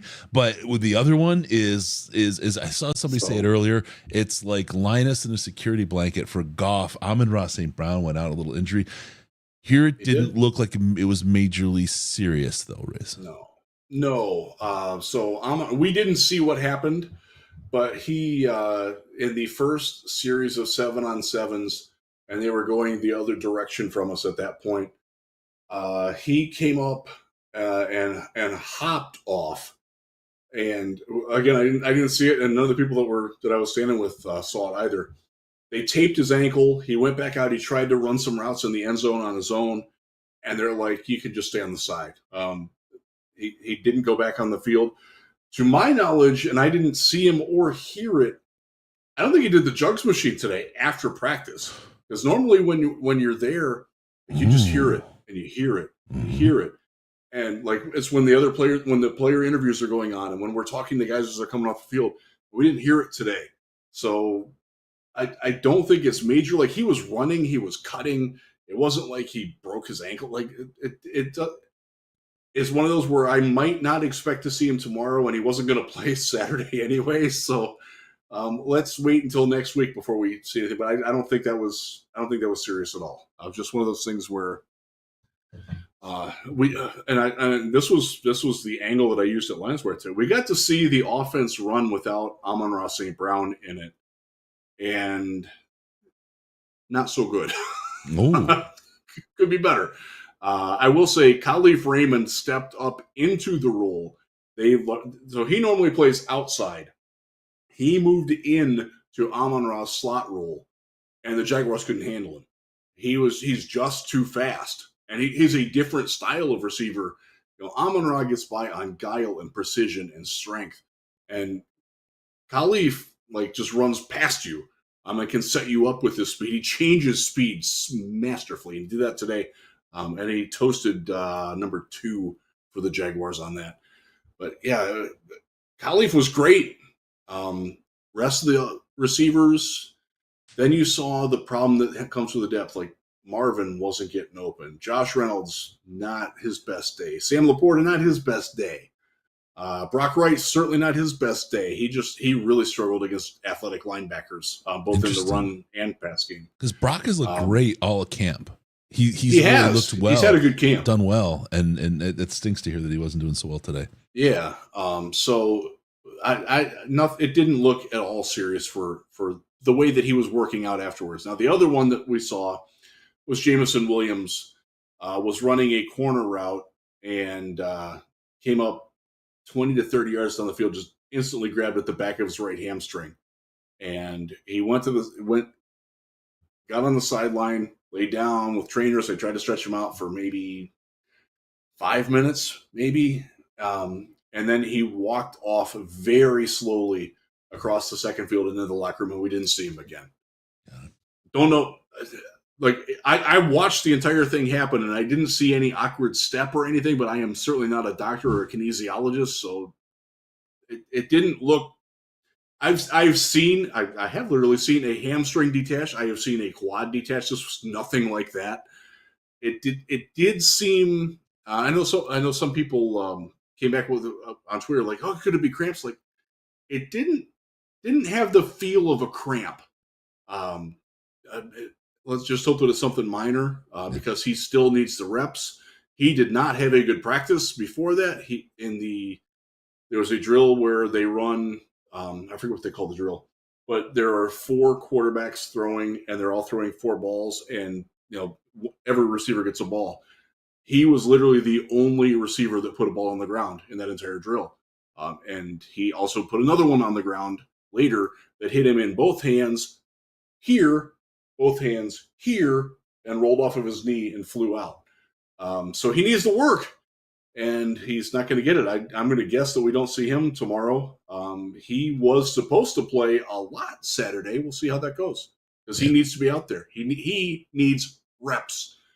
Whatever you think about him, he needs reps. Whatever you think about him, the only thing that's going to make him better is reps. Whether you think he's great, whether he's not, he's going to get better with reps. That's it. So that's what you need. All right. Any other injury updates that we want to kind of cover, talk about for the team? The Jaguars lost a lineman today. I didn't see who that was. By the way, the font on their roster that they gave us, like the Lions use like 12 print. 12 point. Jaguars were like 6. I need reading glasses basically just to see anything at this point. I need a microscope to read their roster. It was brutal. So it's tough getting old. The other problem is they do it in Comic Sans, but that's all right. All right, let's. Oh man, I got nothing but love for the Jaguars. That's a good football team. That's a well coached football team too. Yep. They're going to do some damage this year, so keep that in mind as context because Jaguars fans got really chesty on Twitter today, and I'm not sure why. It's because their media pumped them up. Their media really pumped them up today. It was interesting. I'll just kind of, if you remember CJGJ from the Giants practice, I mean, you just know that he was mouthy, he was strong, he was. I feel like the Jags media kind of took on that persona. I don't know if they're trying to pump their fans up because they're having hype this year, they're feeling the hype, but the Jags media really took an interesting kind of collective push in the way they reported. You know what I mean? And it was interesting. It's just interesting. There's a divergence. I certainly wasn't privy to that in the time, like in real time. I did catch a little bit of it later on as I was catching up, because when practice is going on, social media to me is one way. I don't look, I just spray out. And I will probably spray out less tomorrow because there were a couple things where I probably should have been watching the practice a little bit closer. And I'd rather, I'm there to take notes and watch practice. I get paid to write. I don't get paid to tweet. That was something that a couple people said last week, and it was a good reminder. Mm-hmm. But it felt like Jaguars fans that got, especially the ones that were in my mentions, got a little crazy on or drunk on how good their team played. Yeah, they're good. The Lions were good today too, and I think that they didn't really acknowledge that or accept that very well. Like I said at the top, I call today a draw. To go back to the boxing thing, I don't think it was a split. I think it was a draw. The Lions did some great things. The Jaguars did some great things. It was fun to watch two good football teams play one another. It'll be fun again tomorrow. It'll be fun Saturday. Yeah. I didn't get the. So I don't know many Jaguars guys, reporters. I'm fairly connected around a lot of teams. The Jaguars are one of those that I'm not. I don't know much of their media at all, and two of the guys that I know well aren't here. Mm-hmm. They only had 7, I think it was 7 guys at the pre-practice press conference. The Giants had 60. So that gives you an idea of the media coverage. So maybe they're, with a smaller group like that, it's easier to sort of collude to make a story the story. Yeah. I wonder if they did that, because I do know who one of the guys is here, and he's an absolute cheerleader for the team, unapologetically, and he knows it too. He knows that's his role. That's the role in the media that he has assumed, and he was probably the steering and loudest voice of the Jaguars media today. He's bad at his job. He's doing his job fine, but it's not always the full picture you're getting there. I'm going to take on a little bit of a cheerleader role for the Lions, but in a little bit of a more of a meta space, because I haven't heard anyone talk about this, and to me, it seems a little bit obvious. But in the changes that have happened in the preseason, as they've reduced to 3 preseason games, and the lack of seeing starters in the preseason at all in many cases now, and the lack of a chance for the teams to really line up and play against other talent, there's a change, and you're seeing it in Detroit this year. They did a little bit last year. These joint practices are so much more important. These scrimmages, because if you remember, that in the 4 preseason games kind of point in time, it was players on the same team would get in fights and hate hitting each other all the time, and it got personal sometimes, right? And there was sometimes players weren't on the team anymore after preseason because they just couldn't get along. Stan Skipper used to. That's where he got his coaching. Don't beat up your teammates, right? He got really angry, got in fights. The change in how you are able to practice now, and the lack of that whole loss of a preseason game, is a significant change in your talent evaluation and your ability to pull the team together ahead of the season and the playing time they get together. When you set something like this up in the preseason, where you have these joint practices and you're playing against a player from another team, everyone's always fighting for a job in this preseason and in camp. but now you're fighting for a job against another team. It adds a different layer of competition. It adds, iron sharpens iron. They talk about it all the time. When you're playing against another team, I don't want to say there's a little bit of a throw caution to the wind about the other guy but he's not on your team. It's different when you hit somebody who's not on your team, right? It's just that they still respect each other as players. They still respect the sport and they're each other's human beings, right? But it's just different.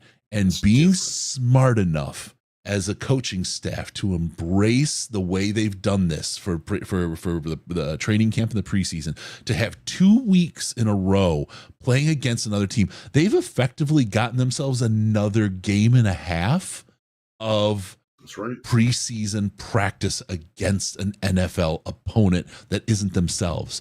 They play against different style players. It's not playing against the same couple of guys every time at that position. This is a very smart move by a savvy coaching staff in Detroit. They've embraced it. Some teams haven't embraced it at all. Detroit has not only embraced it, but they've sort of led the way in this space as these changes have happened in the preseason. And I love the thinking that's gone into this. I love what this coaching staff is doing. So as I said, a little bit of a cheerleader role, but just look at how smart they're approaching it. They lost something. They lost that preseason game. They lost that ability to play against another team. So they found another way to add that competition and add that in that ability to evaluate and grow and test what they're doing. So I just much credit to the Lions coaching staff for thinking ahead, for being leaders in the league and their approach and the way they do things. This is just smart leadership on this team. And Dan talked about that before practice today. He was asked, how are you going to find your winners and losers?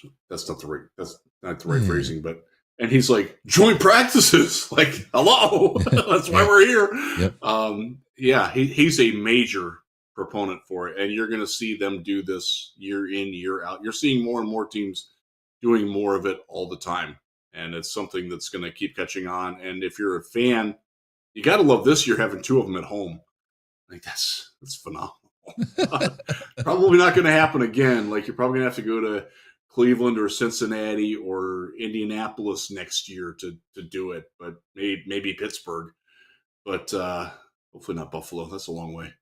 But you're gonna see more and more of this. As long as Dan Campbell's the head coach of the Detroit Lions, they're going to have joint practices whenever they can.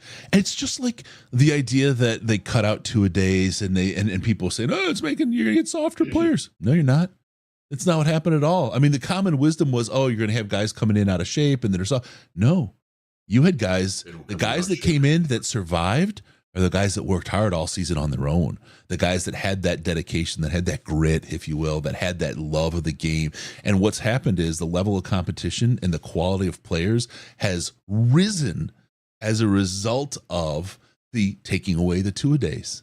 It's counterintuitive as heck, but that's what you've gotten. And taking away a preseason game, the way this may play out, it's kind of pushed these teams and these coaching staffs to find different ways to raise the level of competition and their ability to perform week one in the NFL. Because I've said it for years, week one in the NFL is fool's gold.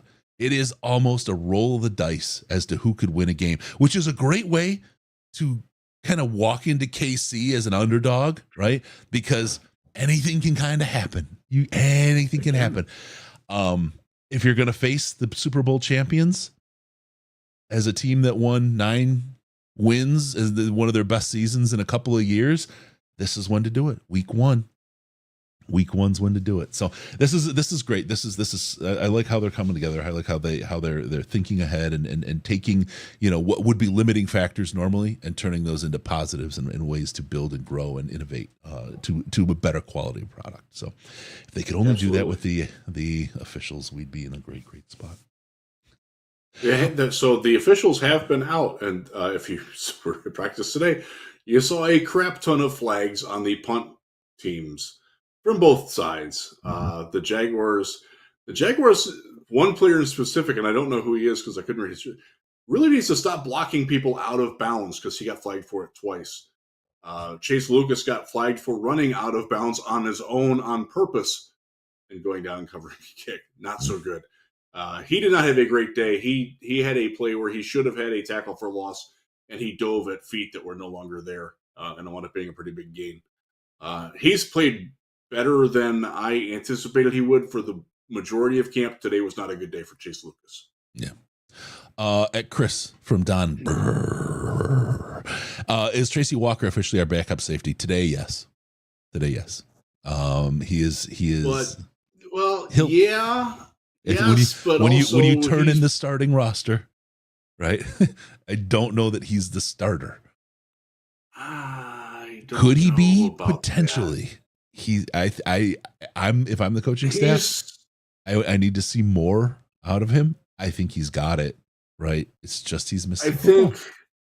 I think, and this is just my thought and observation from being in camp, I think he's going to start ahead of Branch because Branch can fill in at so many spots, including Tracy's spot, that you want to have a guy like that ready to come in and make an impact somewhere.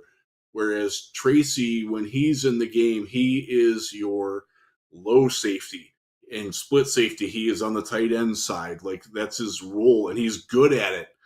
But I don't think they want to sacrifice that. He's the team captain, and it's very clear he's the leader of he's not the only leader on the defense. CJ has clearly stepped into that. Cam Sutton has clearly stepped into that. Anzalone is clearly a leader. I think you're seeing Aleem do more leadership this offseason. We've seen a lot of that in camp.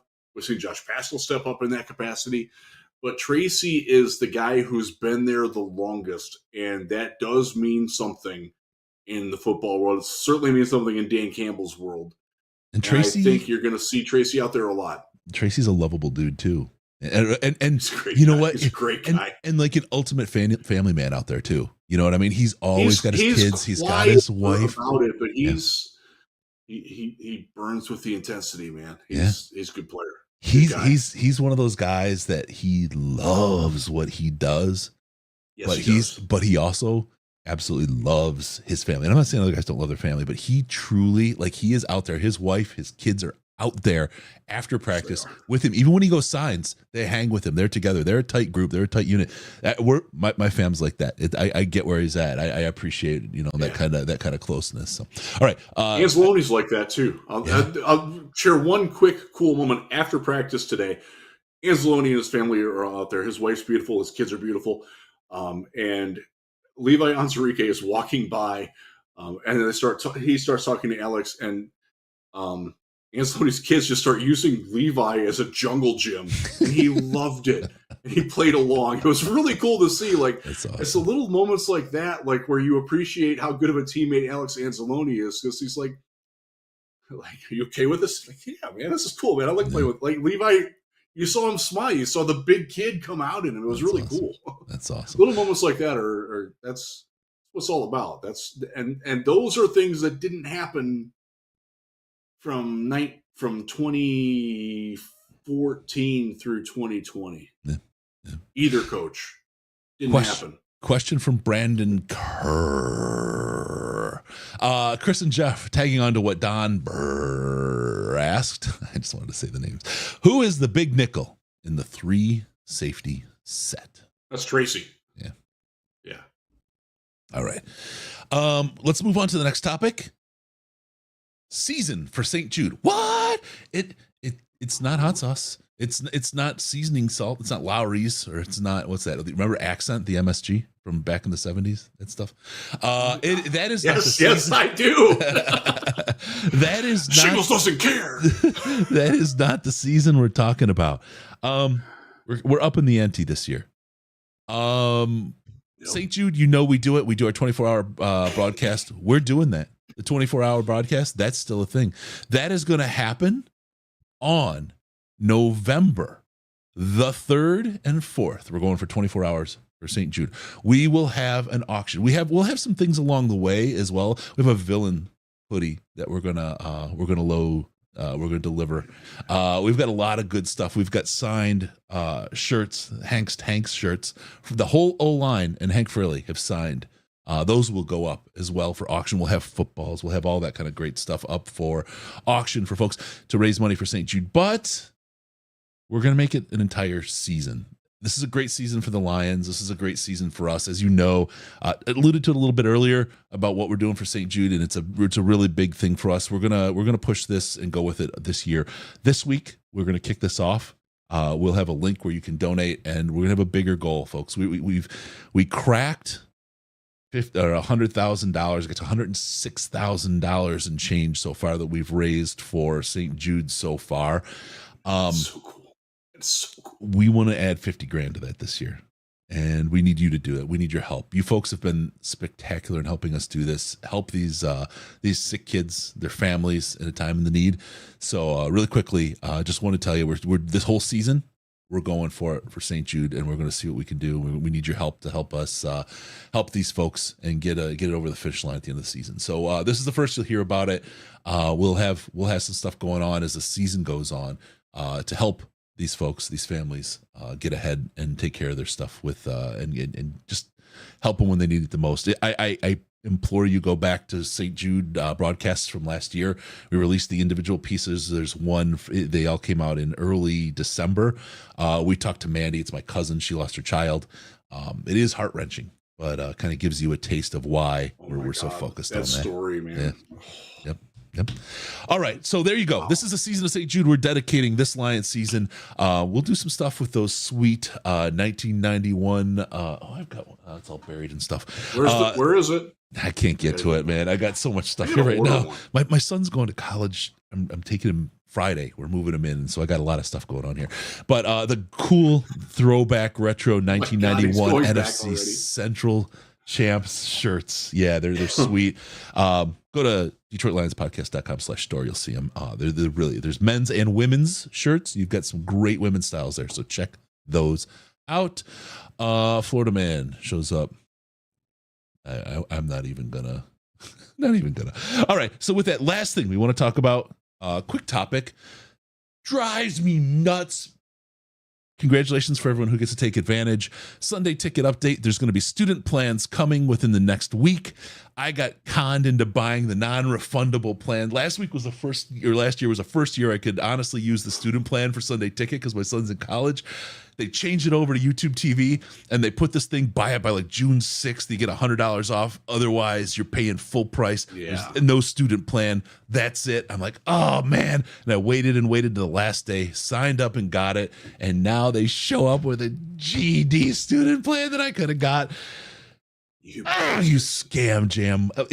Either way, I don't care if it's DirecTV or Google or YouTube, whatever. Assholes run Sunday ticket no matter who runs it. Yeah. YouTube is part of Google, which is part of whatever they call their company. Yeah. Is that Alphabet? I don't even.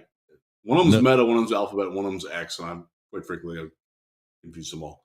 Yeah. I don't sleep enough in the summer, so yeah. No state tax. But Duval, let me know what your insurance costs.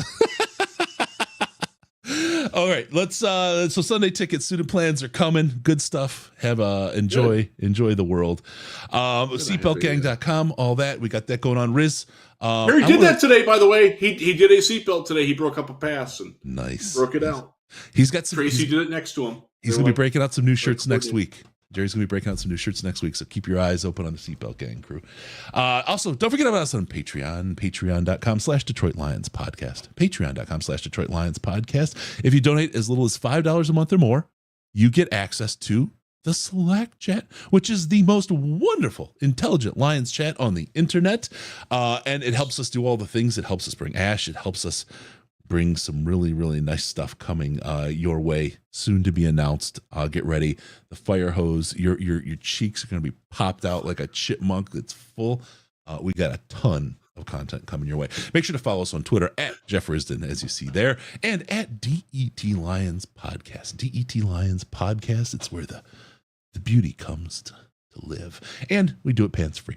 Give us a call via Skype, Detroit Lions Podcast, all one word, Detroit Lions Podcast, or call us in the Lions line at 248-782-8384. It's 248.